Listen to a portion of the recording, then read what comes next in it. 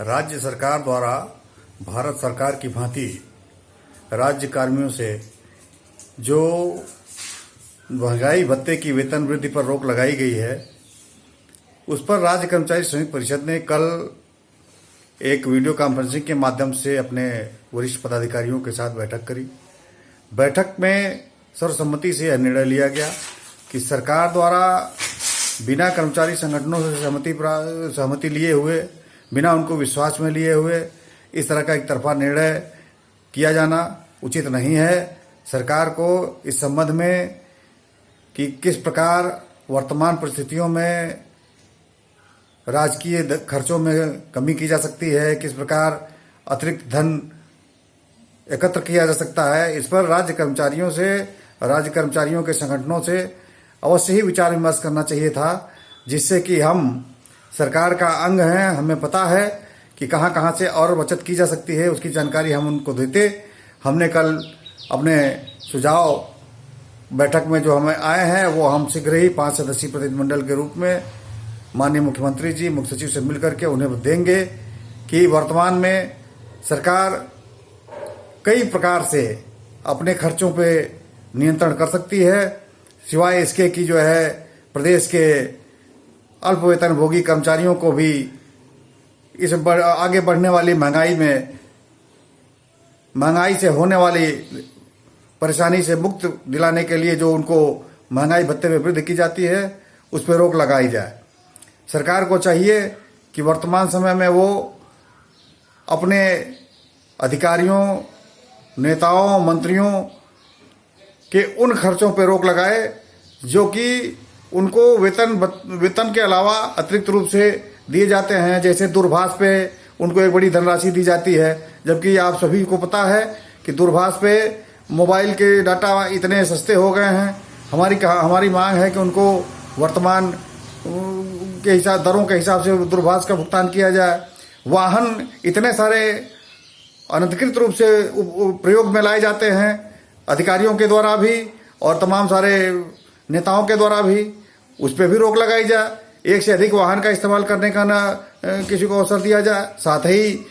यदि यह भी प्रयास किया जाए कि यदि हो सके तो वाहनों को पूल किया जाए।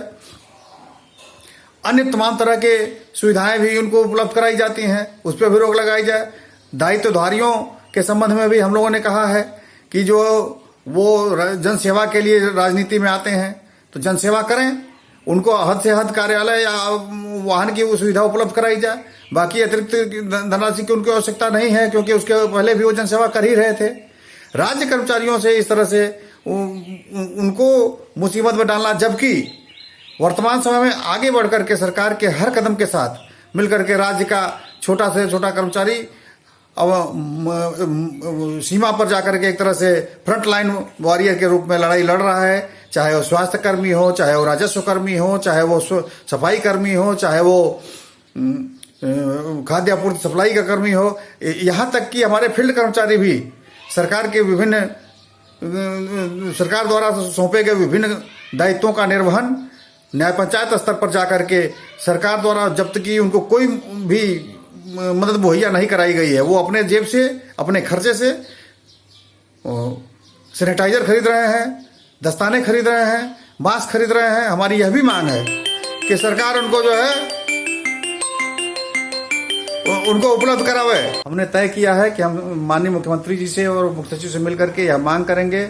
कि कम से कम हमारे समूह गौ और घ श्रेणी के कार्मिकों को इस डीए के फ्रीज किए जाने से मुक्त किया जाए, एवं उन बकायेदारों से जिनके ऊपर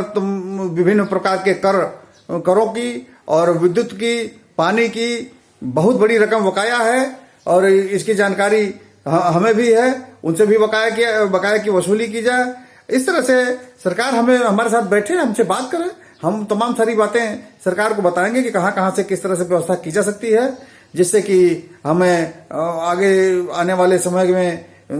हम राजस्व बढ़ा सकेंगे। हम जो है माननीय मुख्यमंत्री जी से अवश्य ही ये चाहेंगे कि वो इस पर पुनर्विचार करें और निर्णय पे अपने राज्य कर्मचारियों को इसके अपने साथ लेकर के चलें, जिससे कि हम हर एक कदम पर राज्य सरकार का खुशी मन से साथ दे सकें। देखिए, राज्य सरकार ने जो केंद्र सरकार की तर्ज पर राज्य के कर्मचारियों का डीए फ्रीज करने का जो फैसला लिया है, मैं समझता हूँ बिल्कुल अनुचित है। राज्य के कर्मचारी पहले ही प्रताड़ित है, राज्य के कर्मचारी पहले ही अपना एक दिन का अंशदान दे चुके हैं। अब उनका आप डीए अगर फ्रीज कर देंगे एक साल के लिए, तो मैं समझता हूँ अनुचित है। केंद्र सरकार ने भी गलत किया है और राज्य की सरकार भी गलत कर रही है। राज्य की सरकार को ऐसा फैसला नहीं करना चाहिए।